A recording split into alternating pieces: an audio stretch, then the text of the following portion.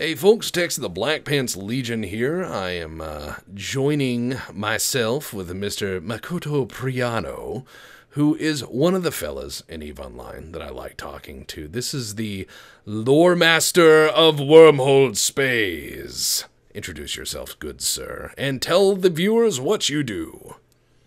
Oh god, Wormhole Space, Lore Master of Wormhole Space. That's Well, what I've given you. It is your title. Also, we're drinking.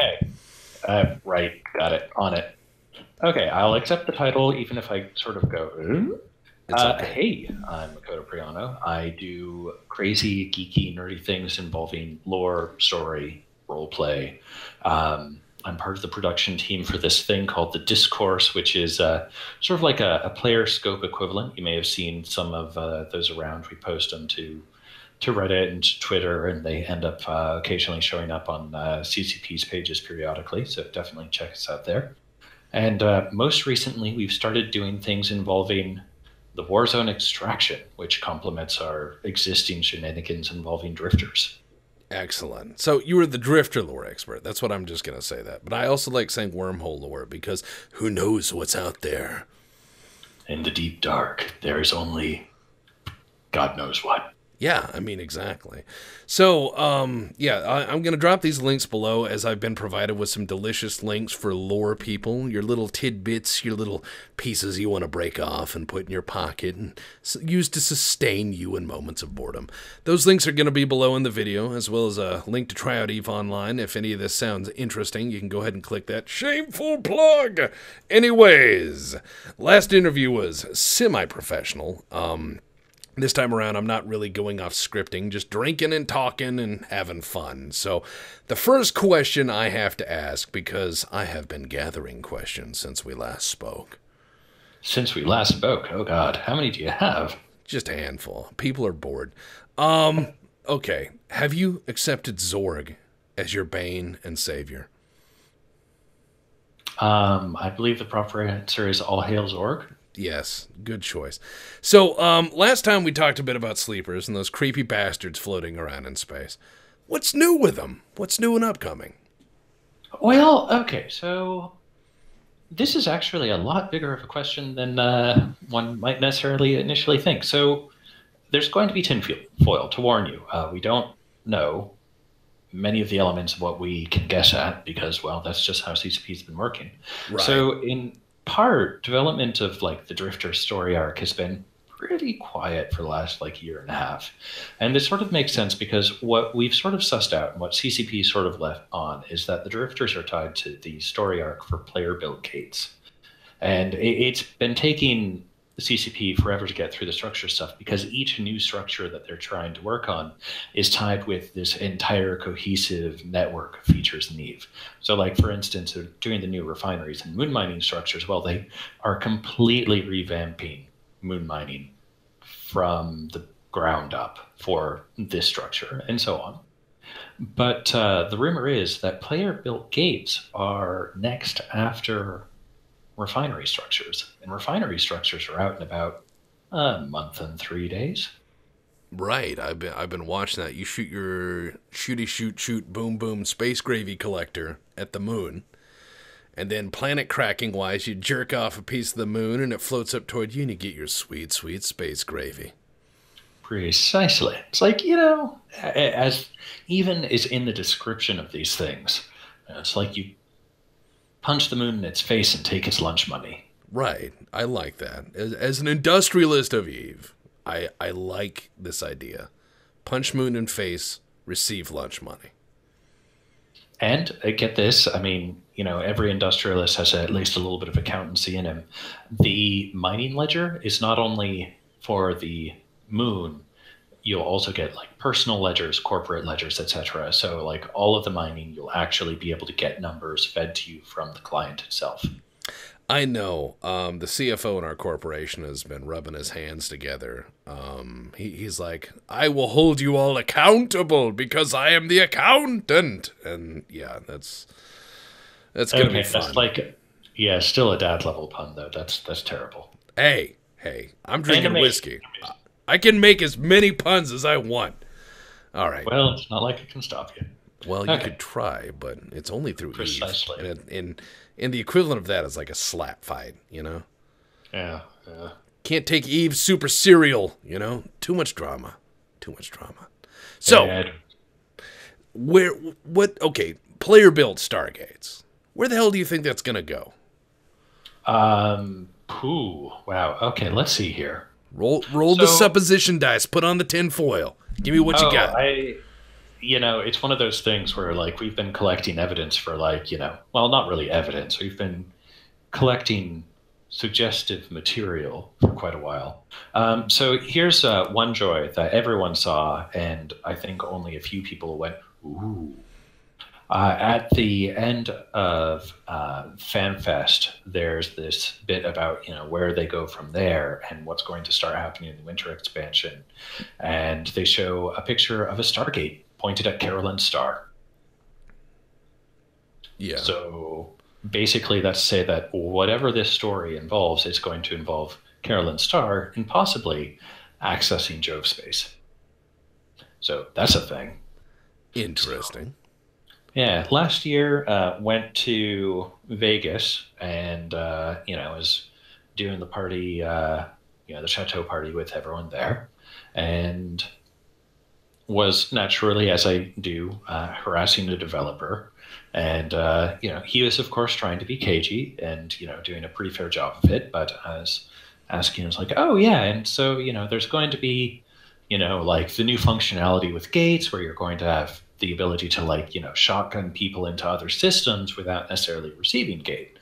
And he's sort of like, oh, well, that's a pretty cool function that we definitely want to add, but we're going to start with pretty conventional stuff with like the medium and large gates. And it's like, oh, okay. So here I am, of course, being somewhat more sober than him, going, okay, so cool, you're getting that with the extra large. And you could just see his face going, shit. Oh shit.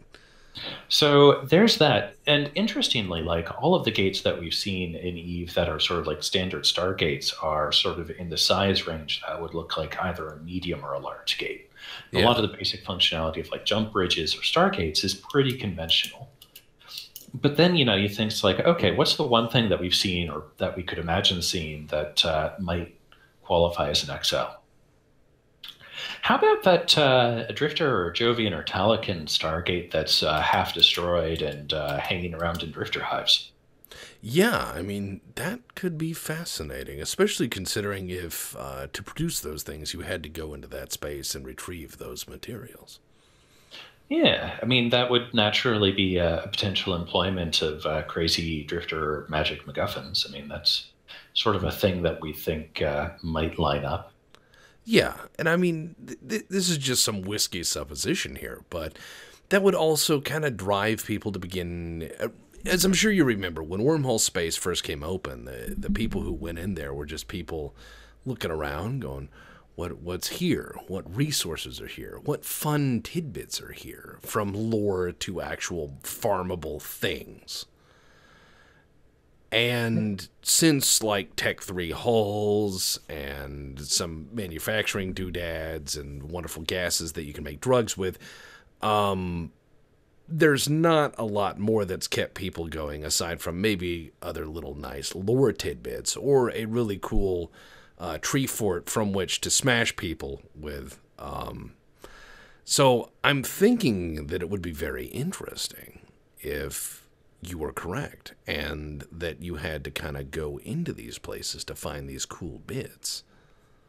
Certainly, and especially if, depending on how exactly they do it, and if they also use it as a test bed for a new type of space, if and it's like, oh, in addition to this being sort of the way that you get the necessary tidbits for certain stranger elements of new player built technology, if going to Jove space via say like drifter holes or that type of thing, if that's the first place that you can go as a player where it's like K space, you're not getting like wormhole level weirdness, but there's no existing infrastructure, zero existing infrastructures. You have to build all the gates yourself. You have to build all of the stations and refineries yourself. It's not like Delve or Providence or such where the place has already been so heavily colonized that It's like, well, there's a station for every system and 5 citadels for every system as well. Right. It's the real. It kind of encompasses, as I'm sure you'll remember, in Eve when Structures first came out, there was that feeling of the Wild West is finally getting a border town. Finally, there's a marshal station and a barber shop, sort of thing. Yep, exactly. So imagine, it's like, oh, hey, you somehow get to the new space and you're far enough off the map that you can't just, light a sino and jump in 20 jump freighters and, okay, well, now we've got a Fortizar and we can go to town. It's going to be a little bit more rough and tumble. Yeah, you'll get Prospector Pete and the whole Cowboys and Indians game repeating. So that's sort of what my thought is on like the gameplay influence, and of course, story wise. Well, with Warzone, we see this resurgence of the Drifter story arc. It's like, oh, it's back again. And Right. sure, it's tying with Valkyrie, but the thing is, like, Valkyrie and Gunjack are sort of taking their cues from where Eve generally is going, Right. and their development cycles are a little bit shorter because they don't have the degree of technical debt that Eve itself has. So it's the first nod in the direction of this longer term story arc that's going to be revitalized as we actually get to where CCP wanted to bring it in the first place. Right. Right. And I kind of follow you there. Like, it's very, very difficult, as I'm sure we both know, to get anything new put into Eve because the legacy of the code and many other hurdles that are substantial to make any improvement, but also any significant alteration to the game could have far told and far reaching consequences, so much as, for example, the sovereignty and sanctity of nullsec. Yeah, or for that matter, what Citadels have done to factional warfare. That's evidently had a significant impact on the war zones, but Yeah, it's one of it's those things where, well, it's yeah, also had a wonderful, crazy impact on wormholes. Before Citadels, wormholes were put up a pos and hope no one sieges it, and hope you can make enough of a dick star that if they do, you have enough time to do something about it. Now you can put an extra large Citadel in a wormhole and say, "Bring it, motherfuckers!" And what are they going to do about it? well, if you ask Laserhawks and Hard Knocks, well, evidently the largest capital engagement in Wormhole ever. Right, which drives wonderful content. Oh yeah, no, it was remarkable, and we ended up actually doing a discourse on it. So fun stuff. Also, people, this is just a message to everyone listening. I'm an industrialist. Please keep shooting each other. Please, I'm begging you. Please. I need to sell more ammo. Yeah, war profiteering doesn't work without a war. Yeah, so think of the poor Krupps and the poor armor and ironmongers of the universe, people. Keep shooting each other in the dick. That is the message of this hour. Well, that in space is cool. And big. Oh, quite big, and possibly getting even bigger. Wonderful. Next question is, since you're a formidable lorehound in Eve, tell me, what do you think is the future with Jove, if any? What information has been leaked specifically on the Jove, and what interactions have players to date had with them? Okay, so insofar as interactions with Jove are concerned, the Jove were used as sort of like a developer and event race fairly early on, and then just started, well, stopped appearing. You have like Venial and the Uria incident and things that happened fairly early on in Eve's history, and these were things of note where developer characters could run around with a Jovian battleship and possibly a little bit of escort, and fun times were had. Then you fast forward to their slow disappearance from things, and like the last official word that you know of, and the grand scheme of things, is that the Jovians had been attacked or sieged or something by the Sancha in Jovian space. The Sancha had somehow gotten there, and you get a little bit later a message from the Jove, basically going, "Okay, it's all clear. We're fine here. We'll see ya." And then nothing is ever heard from them again until you get the Chronicle Inheritance, which is the Jovenial going, "Oh well, we're out." Near enough to everyone has, you know, gone away, Right. and that very specifically references Tolkien's elves going west. Right. The slow, purposeful march to leave the world. Yeah, accepting that what's interesting is that the Jovians are noted as multiple times in their history, anytime the going gets tough, they retreat to cryostasis. They become sleepers and, either just sort of ride it out in seclusion or let the people that remain awake handle it. And then they wake up later. It's a way to relieve stress on infrastructure while, solutions are being enacted. Which is an interesting way to have a continuance of not only government, but society in times of great stress. Yeah, it's like, okay, well, we were just going to, fast forward past this and we'll see you on the other side.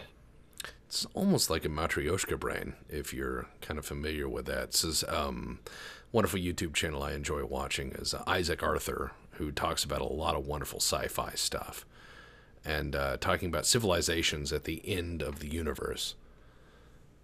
And how exactly they managed to preserve themselves and, sentience in the on the face of heat death. Right. And I think that's kind of fascinating, but this is obviously not a heat death of even this galaxy, because the EVE galaxy is quite small, so if anything bad should happen, I think we'd all know about it pretty quickly. Yeah, though admittedly there are implications that, they did sort of know that something like Carolyn's star would happen, at some point. It just happened a little bit faster than they anticipated on account of, the Isogen 5 instant or the Salem instant. Indeed. But what's interesting about Inheritance is you also get a bit of a dump about the Sleepers and the Drifters, but it's not necessarily conclusive. It confirms that there's this regard of the Sleepers as being essentially Second Jove Empire refugees, but the Drifters, and they're sort of uncertain as to what exactly it is, excepting, when Matsushi Reish with the Society of Conscious Thought says, oh, well, clearly they're these rogue AI that are risen in the construct. Well, the Jove goes, well, it's not that simple. But what's even more interesting about this is that, as happens, I went to a fan fest one time and was harassing one of the lore developers about this. And it's like, okay, well, this is what was said there. And he's like, well, unreliable narrators are a thing. Ah, that old chestnut. Yeah, and then of course he also said that there have never been any public-facing retcons, no retroactive continuity. They haven't necessarily gone back and rewritten past things and gone, no, no, no, it didn't happen like the way you thought it did. It happened this other way that we're now saying it, etc. He was saying that the vast majority of potential errors could largely be attributed to unreliable narrators. That's an interesting way to tackle that. Well, especially because in the case of the Jovians and in the case of Inheritance, the story that we hear about the Sleepers and about the Drifters is from the perspective of a Third Empire Jove. And so very specifically, it's like, okay, he's not omniscient either. We're getting his story. And the potential perspective on the Sleepers and the Drifter, well, the Enhedwani in, for instance, Templar 1, right, is potentially a Sleeper or Enhedwani perspective, which is specifically not Third Empire Jove. Right, right. And I'm seeing that because I have a background in history, and I understand that perspective often shapes history in through many ways, and you can only see history really through one person's eyes at a time, what they say, but also what they recollect. And having a narrator that is inaccurate, perhaps because of their prejudices or limited knowledge, as you said, they are not omniscient, results in a very interesting picture forming, potentially. Well, doubly so in this case, because the character that provides the narration of the Sleeper and Enhedwani history in Templar 1 is one who has also given his background in theodicy. And theodicy is one of the explorations of earlier Jove history and first mentions the Enhedwani, and it sort of poses them as an enemy of the Jove and of all of the peoples of New Eden because they're meddlesome. And go for it. No, I'm saying meddlesome is a very interesting way for because the Jove are by and large isolationists. They're observers. They like to steer, but not through direct action. Yeah. And insofar as they observe, there's still the question of whether or not the Jove observatories are Third Empire Jove, are Second Empire Jove, or are Enhedwani. We don't necessarily know, even though there are indications that it might, well, it could be any of them. Right. And the thing is also to note, being that the Jove are the trope of enigmatic observers, you have the wonder that anyone who is meddlesome to them would be probably pretty normal to us. Conceivably. But then, of course, it raised the question of like, okay, well, Grius is an enemy of the Enhedwani in Theodicy, which occurs about the time of the Battle of Vakatioth. So essentially ancient history, when the Minmatar were rising up and becoming a free nation, like a century or such ago. And then he's back again in Templar 1, and he's saying, no, the Enhedwani are not the enemy. They are trying to save us from the others. And these are the rogue sentient AI that have risen the construct. And of course, there's more to it than that. But, it's like, okay, well, here's this AI who's taken the appearance of Grius, who's taken essentially an imprint of an infomorph and clearly been edited and re-educated. Right. So who do we know who can do this? Who indeed? The sleepers or the drifters. See, this is the point where you should give a plug for your corporation. Okay, well. Because, think about it. All these people out there listening are probably having their mind, they're probably bending over right now, picking up the pieces of their mind that have been blown. And here you are, showering this goodness down upon them. Perhaps they're hearing this for the first time. If they wish to join a corporation set to discovering all these wonderful things, where do they go, good sir? Well, here's the thing. You don't even necessarily need to join the corporation. We are a group that does this publicly, that really enjoys this.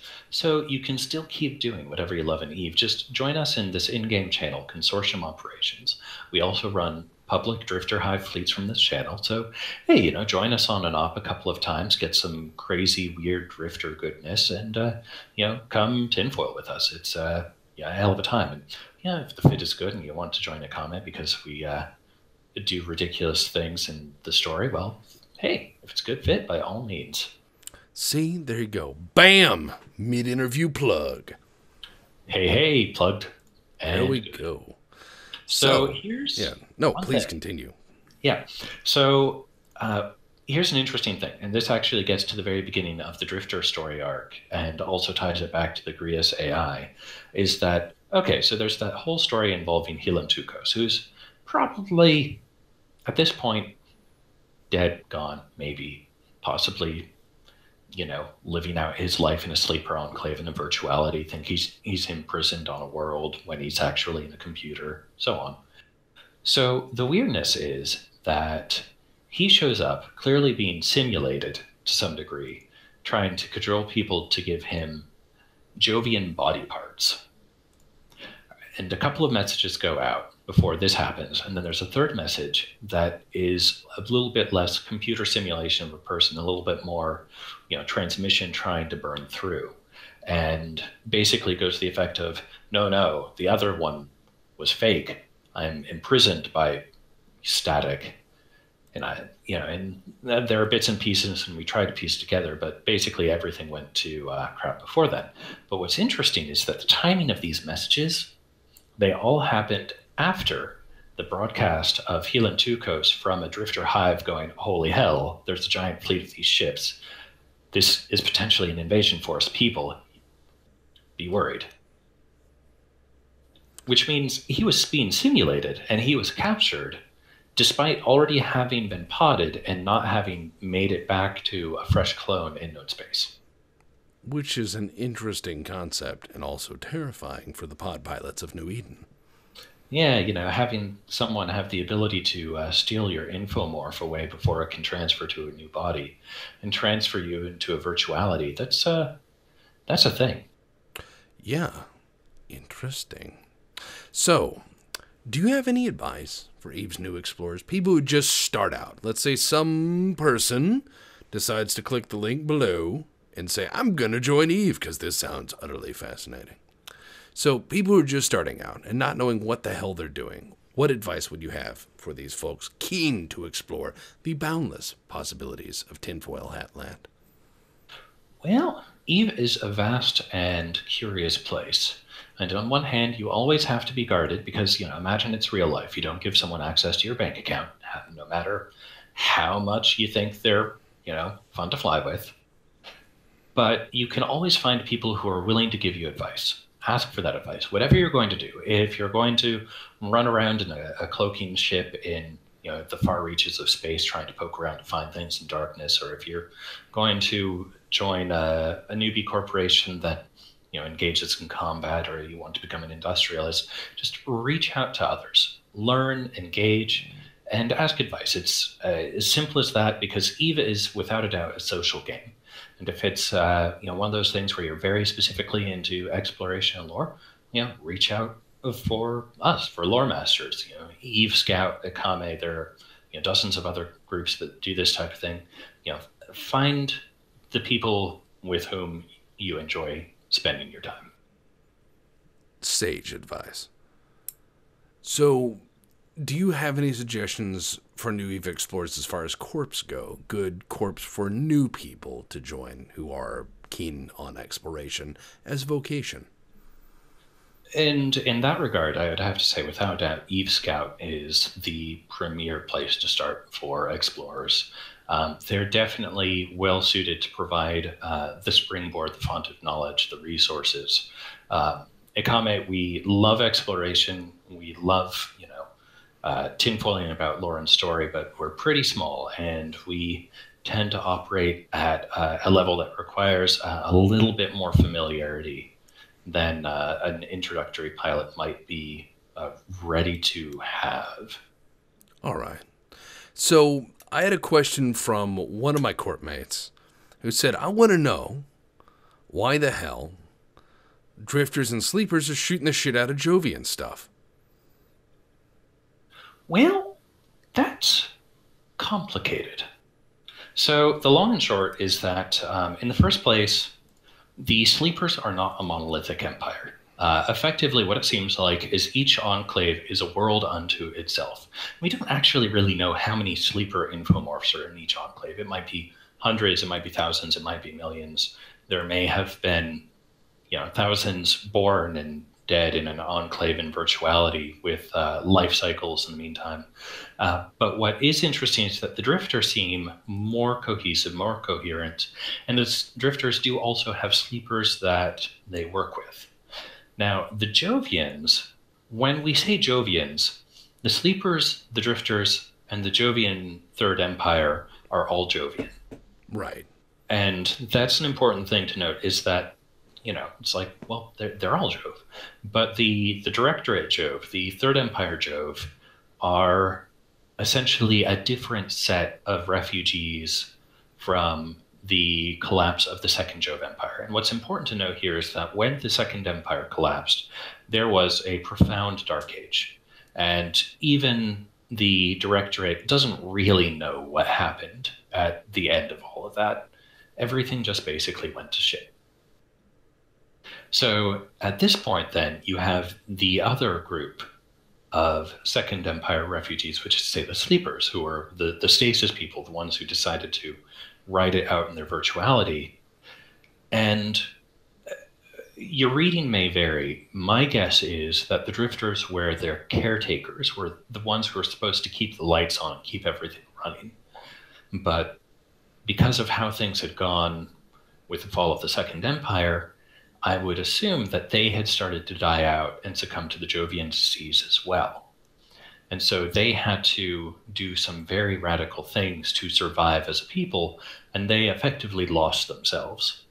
At which point, when they were resurrected, when they returned, who knows, they encountered other groups of Jove, but the Jovians are fractious by nature. The Sleepers are a disparate group. The Drifters might still have factions that we're unaware of. And so when they encounter other Jovians that aren't necessarily their charges, well, they're enemies unless they're friends. And who are they going to talk to if they don't necessarily know how to talk? Fair point. Fair point. So, would this also cover their other behavior? Of why they're hanging out in high sec occasionally, scanning things and then warping away? What are they looking for? Well, so there are two guesses based on what you can get from a Jovian observatory, a Jove observatory. You get gleaned information, which is basically retrieving logs of data that's been gathered in the intervening period. And you're also getting Antikythera elements, which are, say, important pieces of infrastructure that appear to be communicating or relaying power or something. Or they could be important material for spatial manipulation. So essentially, they're coming back to an empire that's fallen apart and going, okay, well, we need equipment and we need it quickly. And these things aren't really working anymore. So it's faster just to pick up the pieces than to try to build fresh. So, based on what little I know, do you think, personally, in your own information or estimation, do you think that drifters are going to launch an invasion of the empires of EVE Online? Well, to a degree, they have already a couple of times, or depending on how you want to say it, a few times. There were the various engagements in Amar space leading up to the assassination of Empress Jamila I, and of course there were also the Drifter incursions, which were fairly major. The defensive sites actually involved like Amar capital ships and ruined stations. So the Amar certainly took some heavy blows in the course of that. And then, of course, with the new player experience that rolled out about 10 months ago now, the Drifters hit a number of research centers being operated by the Sisters of EVE. And these are, a series of strikes, again, destroying stations and, again, destroying capital fleets, etc. And in that, they actually even shift Drifter hives, which are massive structures, a significant portion the size of Iceland, into known space, and were presumably manufacturing their forces locally. Which is an interesting step. Yeah, why transport the forces when you can just make them with local materials right there? True. True. So, we've seen Drifter battleships. Would it be wise to presume that they also have capitals or other vessels we have not seen? Well, the answer is undoubtedly yes. There is a plan that CCP has led on that sooner or later Drifters will get a complete ship line. To some degree, my guess is that this has been slowed by resource constraints, which are a fairly major concern for any developer. So, for instance, when you talk about the Drifter Response Battleship in C5 and C6 class wormholes, the Drifter Response Battleship was originally intended to be a new hull entirely. Instead, they had to soup it up and change it around so that it would be sort of a capital ship equivalent. Right, hence the Doomsday. Yeah, well, that one is the one that does not have a doomsday. So instead, it gets dreadnought level hit points and capacitor warfare. But otherwise, it's actually. I mean, I guess it's fairly dangerous. My perception is skewed now. Well, I mean, I understand. The thing is that it's so strange in EVE, I should say, where you see something the size of a battleship that has all the attributes of not a battleship. You know what I mean, of course. Yeah, and well, To a degree, this is, because, well, it is a game, and so mechanics trump.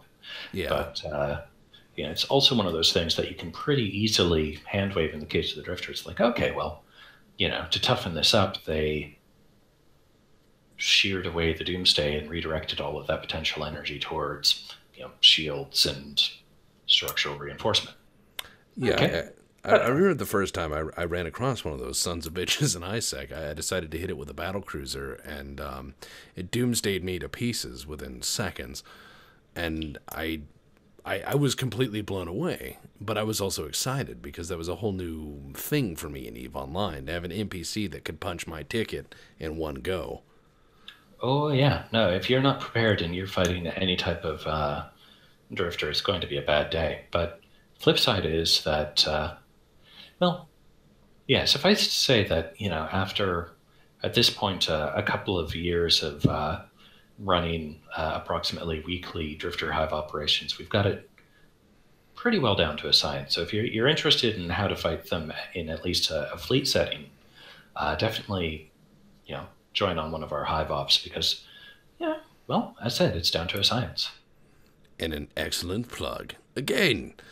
So, here's another good question. We've seen some of their bases, and we've seen wonderful little screenshots and videos show of these megalithic structures they're building. And the true scale of them is like, oh, I mean, it's fascinating. But do you think that they're, shall we say, it's kind of like when you deal with, I was in the drone regions for some time, and you see a lot of drone structures, and I've seen enough drone structures to last a lifetime. Do you think that this is a similar or perhaps copied pattern of construction, or is there some attempt at building something larger and that these are merely the smaller parts? Well, as I've said before, and I'll probably say again, it starts to get complicated.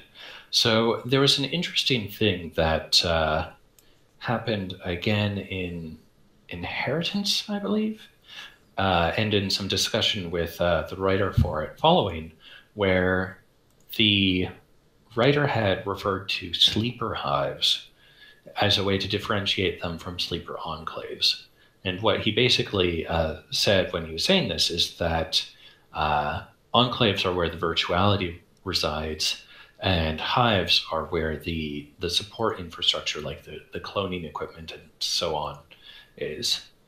So in the case of a drifter hive, it's essentially a factory and medical technology center, accepting, of course, that they had degraded over time. So presumably they're sort of like a standardized outpost.